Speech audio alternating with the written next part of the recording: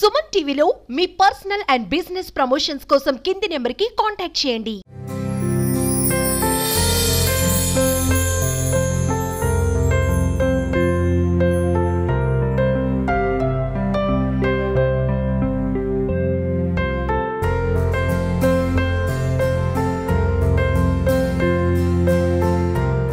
బొమ్మల కొలువులు వాటిల్లో ఉండే నైపుణ్యాన్ని పిల్లలకు అర్థమయ్యేలా చెప్పడం ఒకటి కావచ్చు.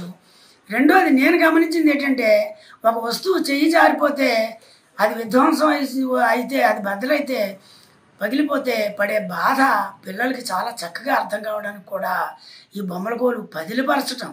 ఒక వస్తువుని చాలా మేమైతే ఈ బొమ్మల కొలువులు ఈ 50 సంవత్సరాల నుంచి ఈ బొమ్మల కొలువులు పెడుతున్నాము. మా చేతుల్లోంచి ఒక్క బొమ్మ కూడా చెయ్యి జారకుండా మేము చూసుకున్నాం. మా నాన్నగారు మాకు ఆ రకమైన ఒక వస్తువుని పదిలిపరిచే ఒక లక్షణాన్ని మాకు నేర్పారు. అది బొమ్మల కొలువు ద్వారా మొత్తం సమాజానికి అందుతుందని నేను భావిస్తున్నాను. అది మనకి తెలియకుండానే మన యొక్క జీవన నైపుణ్యంగా మనకు ఒక వస్తువుని చక్కగా ఒద్దికగా ఉంచడం అనేది మనకు నేర్పుతుందని నేను భావిస్తున్నాను. అదేవిధంగా బొమ్మల కొలువులు తిలకించిన వాళ్ళకి, బొమ్మల కొలువులు ఏర్పాటు చేసిన వాళ్ళకి అందరికీ కూడా దేవీ కటాక్షం లభిస్తుందని మన పూర్వీకుల నుంచి వస్తున్న ఒక చక్కటి నమ్మకం. ఈ నమ్మకం వల్ల చక్కగా దైవదత్తమైన పని చేస్తున్నాం అనే ఒక ఆలోచనతో ఈ కార్యక్రమాన్ని చాలా బాగా అందరూ నిర్వర్తిస్తారు. ఎవరైనా బొమ్మల కొలువులు పెడితే ఆ గ్రామంలో ఉండే వాళ్ళందరూ కూడా వచ్చి చూస్తూ ఉంటారు.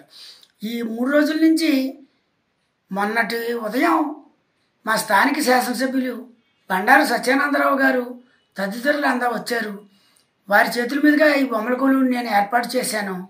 అప్పటి నుంచి ఇప్పటి వరకు మా కాన్వెంటు పిల్లల తల్లిదండ్రులే కాకుండా ఇంకా అనేక మంది గ్రామాల నుంచి వచ్చారు. ఇవాళ మధ్యాహ్నం దూర ప్రాంతం తాటిపాక నుంచి ఎవరో స్టేటస్లో పెట్టిన ఫోటో చూసి ఇక్కడికి చక్కగా వచ్చి ఒక కుటుంబం ఆ పిల్లలకి బొమ్మలు అవి చూపించి వెళ్ళారు.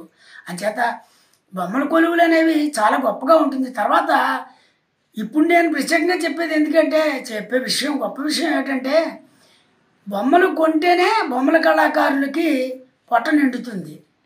ఈ బొమ్మల కొలువులు చూసిన వాళ్ళందరూ కూడా బొమ్మలు కొని వారి ఇళ్లలో కొద్దిపాటి బొమ్మల కొలువులైనా పెట్టడం మొదలు పెడితే బొమ్మల కళాకారుల యొక్క జీవితాలు బాగుపడతాయనే ఒక సదుద్దేశం కూడా నాకు ఉంది. నేను పుస్తకాలు కూడా అందుకే కొంటూ ఉంటాను. పుస్తకాలు కొనడం కూడా ఆ రకంగా పిల్లలకి నేర్పాలి.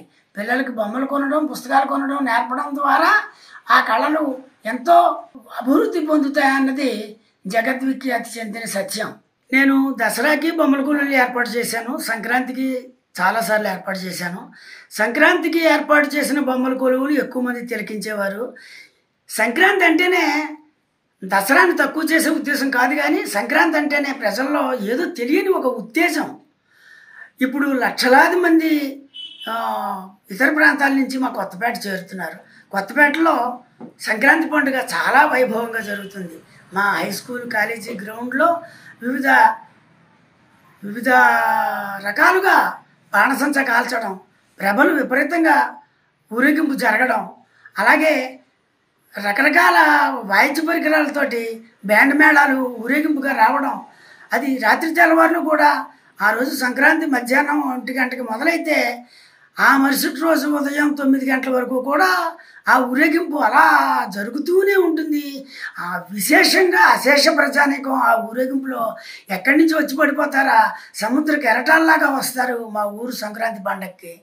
ఆ క్రమంలోనే బొమ్మల కొలువు కూడా వెల్లువెత్తి వస్తున్నారు చూడడానికి. ఒక రకమైన ఉత్సాహభరితమైన వాతావరణానికి సంక్రాంతి పండుగ ఎంతో గొప్ప స్ఫూర్తినిస్తుంది.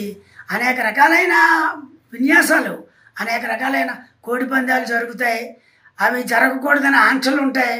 ఆంక్షలు ఉన్నా కూడా వాటి యొక్క నేపథ్యం తరతరాల నేపథ్యానికి సంబంధించిన ఒక మెదడు పొరలలో స్థిరపడిపోయిన ఒక భావన, చైతన్య స్ఫూర్తిని ప్రజలు వదులుకోలేరు.